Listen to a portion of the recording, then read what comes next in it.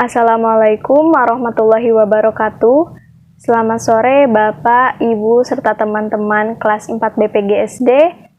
Alhamdulillahirrabbilalamin.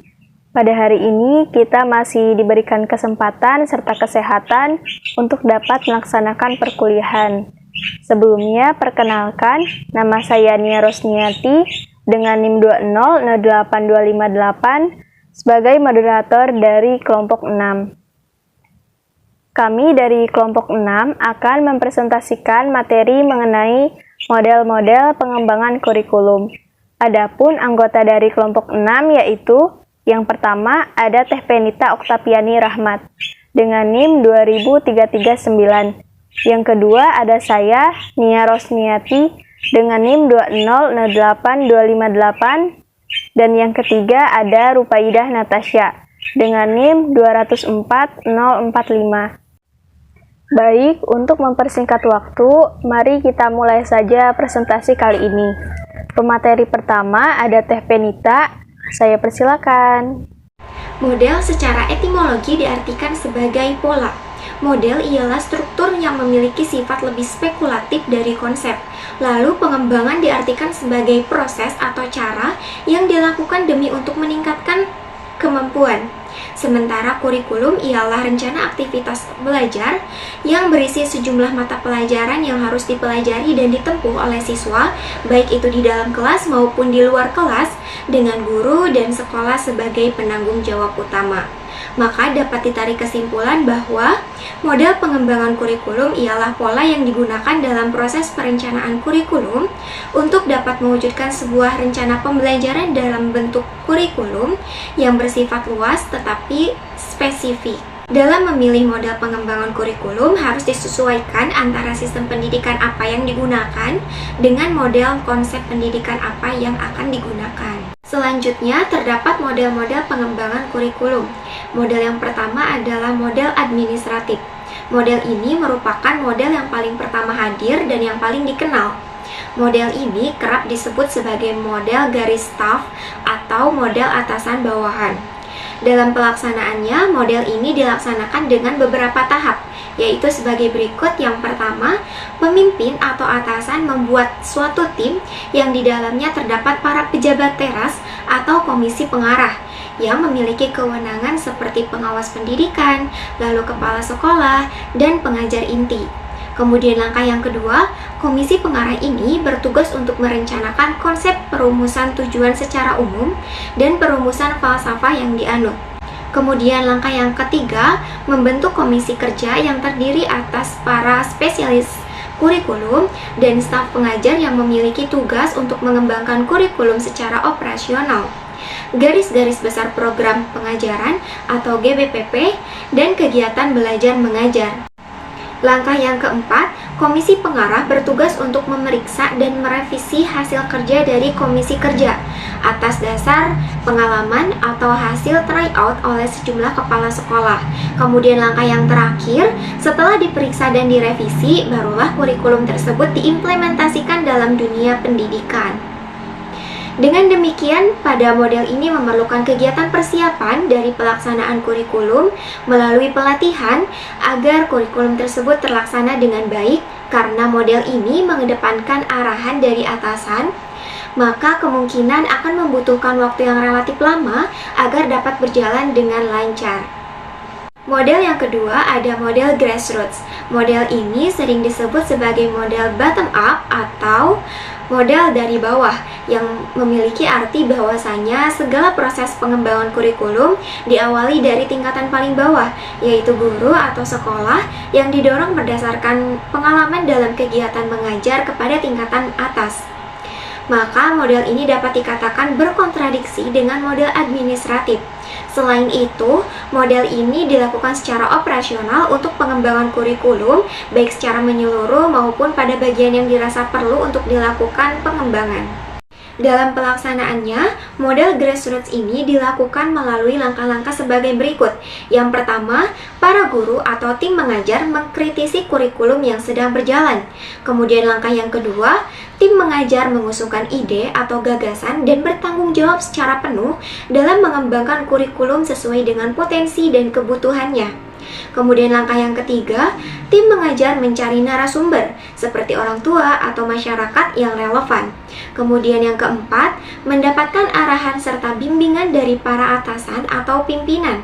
Kemudian langkah yang terakhir, mengadakan kegiatan lokakarya untuk memantapkan kembali konsep pengembangan apa yang diusungkan serta mengetahui input apa saja yang akan diperlukan.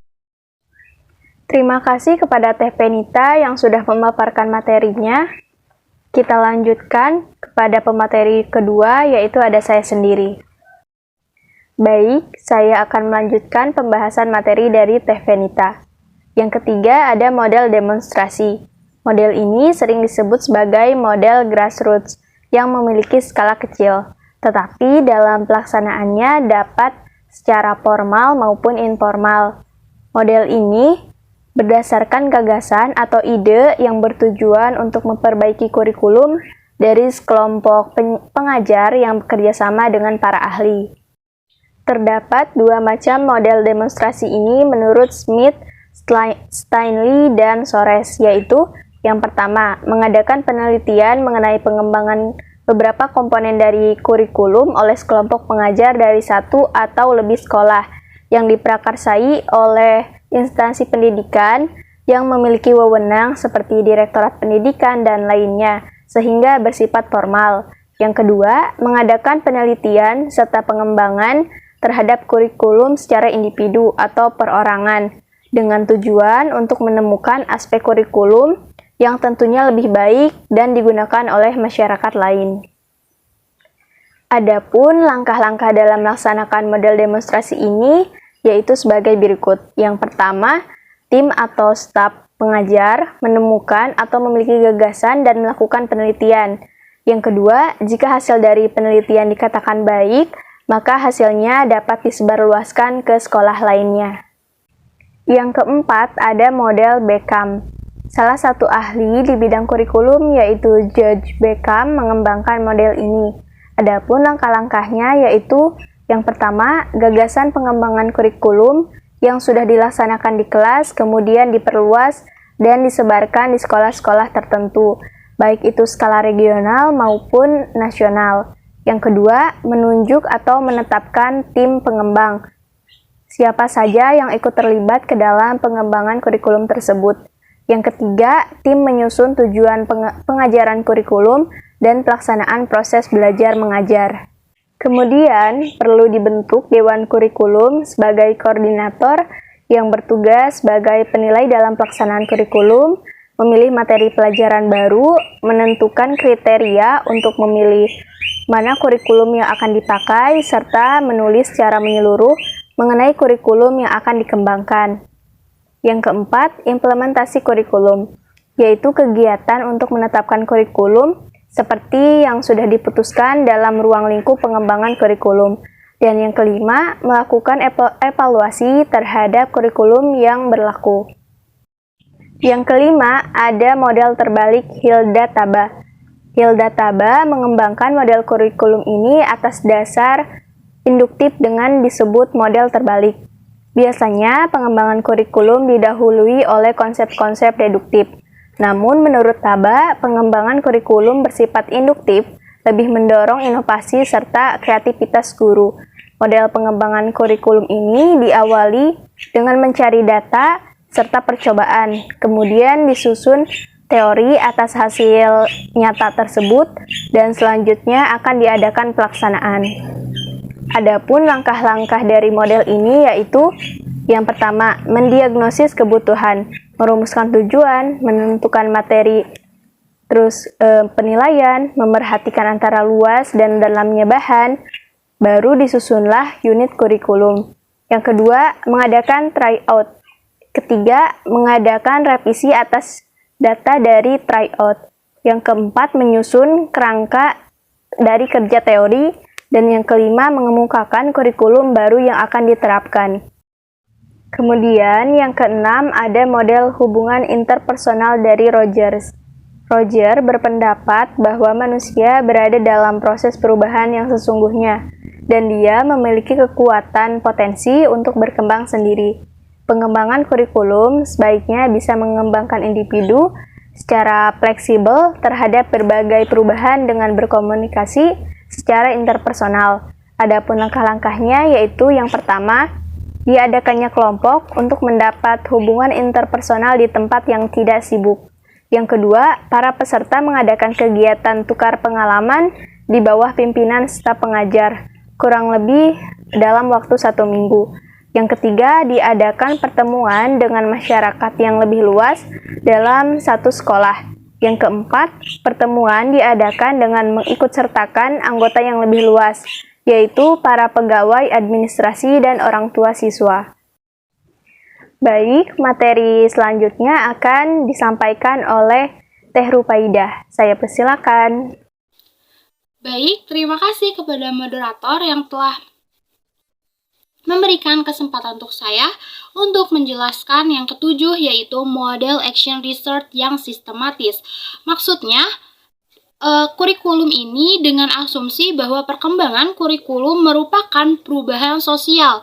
Dari sisi proses, kurikulum model ini juga sudah melibatkan seluruh aspek atau komponen pendidikan yang meliputi guru, orang tua, dan sistem sekolah.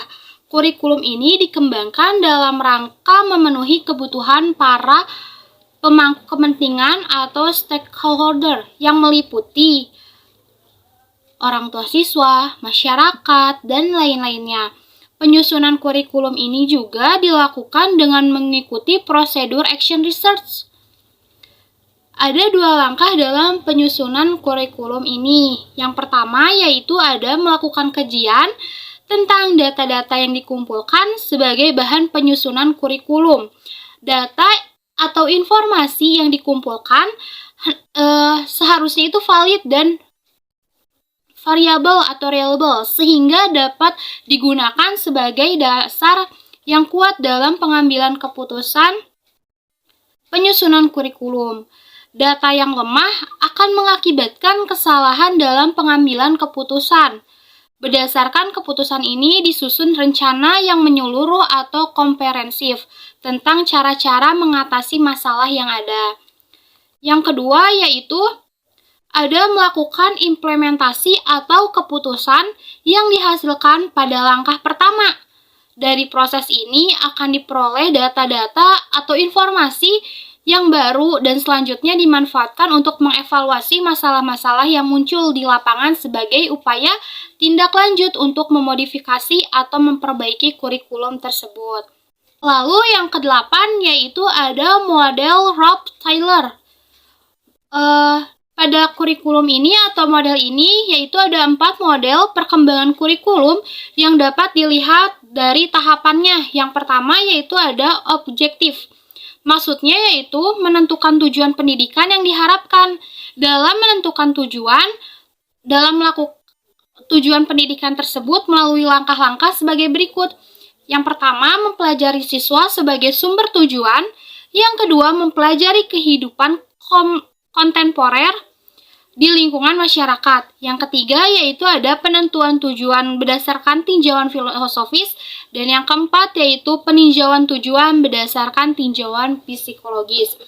Yang kedua yaitu selain objektif ada selection learning experience. Maksudnya yaitu menentukan pengalaman belajar yang akan diperoleh guna mencapai tujuan yang dimaksud.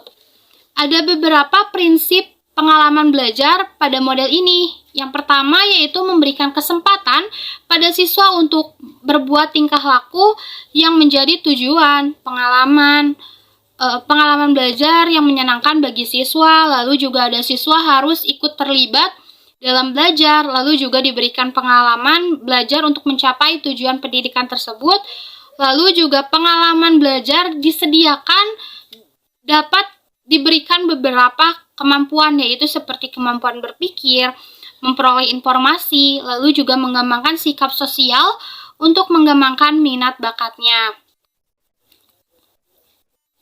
Yang ketiga yaitu ada organization learning experience. Maksudnya yaitu mengorganisasi pengalaman belajar yang akan diberikan. Dan yang terakhir yaitu ada evaluation atau mengevaluasi efektivitas kemampuan belajar atau pengalaman belajar guna mengetahui tujuan pendidikan yang telah dicapainya.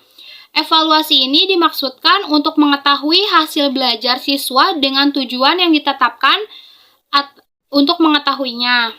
Dan yang terakhir yaitu ada model Deca-Wheeler. Pendekatan ini digunakan Wheeler untuk pengembangan kurikulum untuk memiliki bentuk yang rasional. Setiap langkah merupakan pengembangan secara logis terhadap yang terdahulu lebih umum dan sebelumnya juga belum digunakan. Bisa dilihat dalam 5 langkah elemen yang dipakai untuk pengembangan kurikulum. Berikut langkah-langkah model pengembangan kurikulum. Yang pertama yaitu seleksi maksud, tujuan, dan sasaran. Yang kedua yaitu seleksi pengalaman belajar yang dimana untuk membantu mencapai maksud, tujuan, dan saran. Yang ketiga yaitu ada seleksi isi.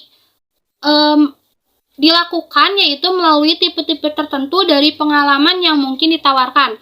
Yang keempat yaitu ada organisasi atau integrasi dari pengalaman belajar. Dari isi ini berkenaan dengan proses belajar mengajar. Dan yang terakhir yaitu ada evaluasi yang dimana dari setiap fase atau masalah dari tujuan-tujuan. Lalu juga pada konsep ini yaitu kontribusi Wheeler terhadap pengembangan kurikulum adalah untuk menekankan hakikat lingkaran daripada elemen-elemen kurikulum.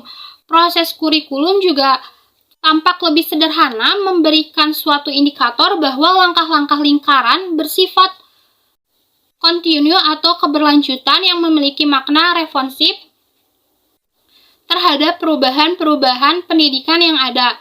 Lalu juga ada pendapat Wheeler yaitu tentang proses kurikulum menekankan pada saling ketergantungan antara satu elemen terhadap elemen kurikulum lain dan telah mendapatkan tes dengan waktu yang baik. Terima kasih kepada Teh Rupaidah atas pemaparan materinya. Alhamdulillahirobbilalamin, pemaparan materi dari kelompok 6 sudah selesai. Kami memohon maaf apabila masih ada kekurangan serta kesalahan dalam presentasi kali ini. Semoga apa yang kami sampaikan dapat diterima dan dimengerti oleh teman-teman. Saya tutup. Wassalamualaikum warahmatullahi wabarakatuh.